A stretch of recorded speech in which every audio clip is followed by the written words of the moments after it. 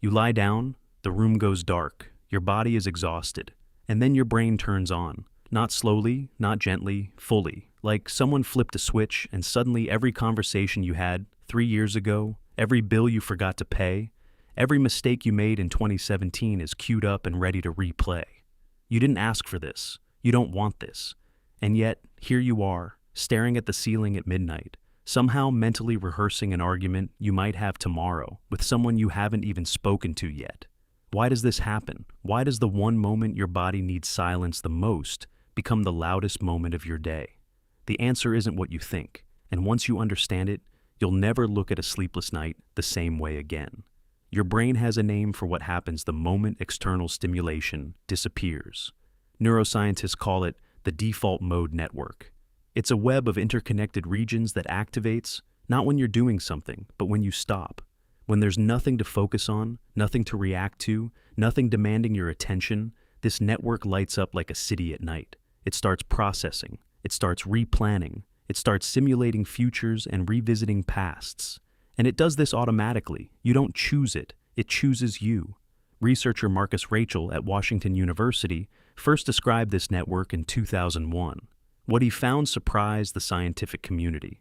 The brain isn't less active during rest. It's more active. The default mode network consumes nearly as much energy as focused attention tasks, which means the moment you stop doing something, your brain doesn't rest. It switches jobs. And the job it switches to is you. It begins running what psychologists call mental time travel. It pulls you backward into memory and forward into imagined futures. It rehearses social interactions. It identifies unresolved threats. It drafts responses to things that haven't happened yet. This isn't a malfunction. This is a deeply ancient system doing exactly what it was built to do. But it was built for a world that no longer exists. Go back far enough, tens of thousands of years. Your ancestors didn't have the problems you have. They had different problems. And those problems were almost always physical, immediate, and solvable by morning. A predator was nearby. The water source had dried up. A rival group had been spotted on the ridge. These were the kinds of threats that needed to be processed, replanned, and anticipated. And the safest time to do that processing was at night, when movement was dangerous and there was nothing else to do. Think about what nighttime actually was for most of human history. It wasn't a quiet bedroom with blackout curtains and a phone on the nightstand. It was a fire burning low. It was sounds in the dark you couldn't identify. It was a group of people huddled together, aware that the world outside the light was unpredictable. Sleep itself was fragmented. Historian Roger E. Kirch spent 16 years researching pre-industrial sleep patterns and found that for most of human history, people slept in two separate phases, with a period of wakefulness in between. During that waking window, they prayed, they talked, they thought. Processing the day wasn't a bug in the system. It was the system. Your brain doesn't know that threat has changed shape. It doesn't know that the thing keeping you awake isn't a predator on the ridge. It's a performance review, an unanswered text, a social interaction that felt slightly off, and now won't leave you alone. The brain can't tell the difference between a physical threat and a social one. To your nervous system, being rejected from your group was as dangerous as being attacked by something with teeth. Social failure in a small tribe didn't mean embarrassment. It meant exile. It meant death. And so, your brain treats unresolved social tension the same way it treats an unseen predator, with vigilance, with rehearsal, with refusal to let go until the threat is resolved. But here's where the modern world breaks the ancient system. For your ancestors, threats were finite.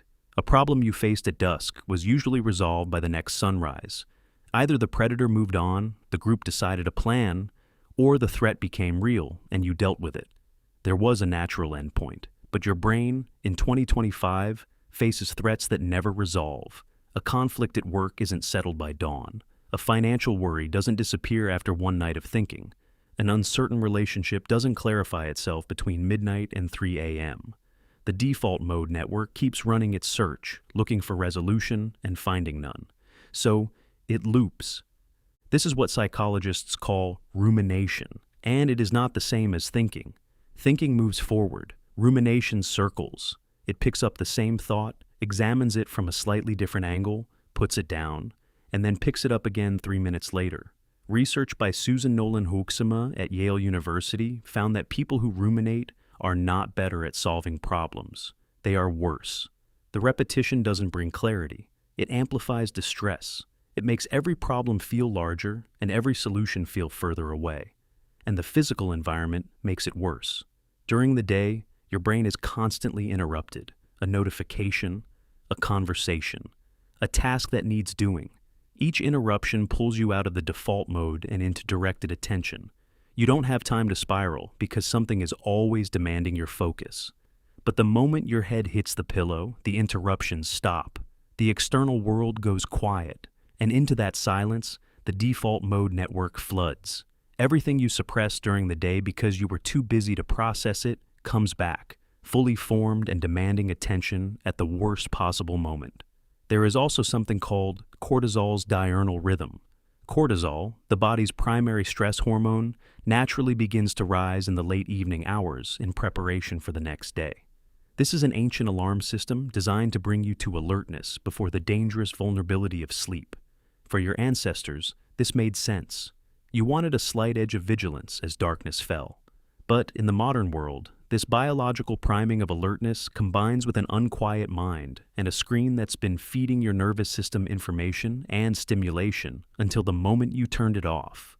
The result is a brain that is chemically primed to be awake, environmentally primed for silence, and cognitively flooded with unresolved content. Sleep doesn't stand a chance.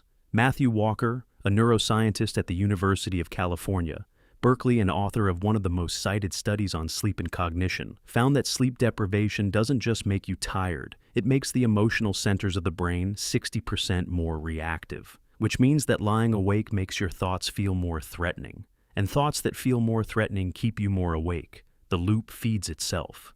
But here is the counterintuitive part. The racing mind isn't a sign that something is wrong with you.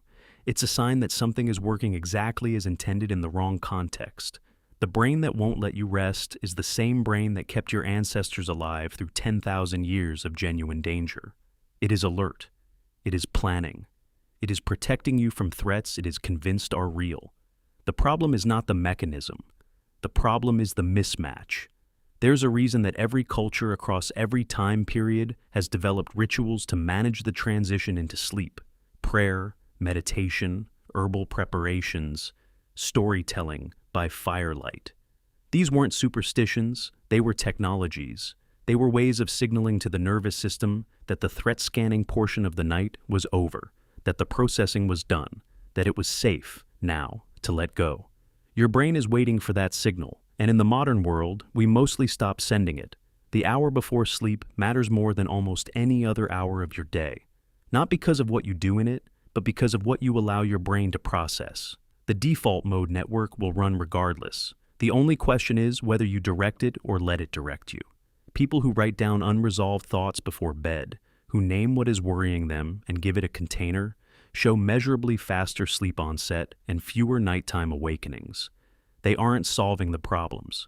They are telling the brain that the problems have been acknowledged, that they are safe to set down, that the watch is over for tonight, because that is what the racing mind is really doing. It is keeping watch. It is doing the job it was built to do. Scanning, preparing, rehearsing, protecting.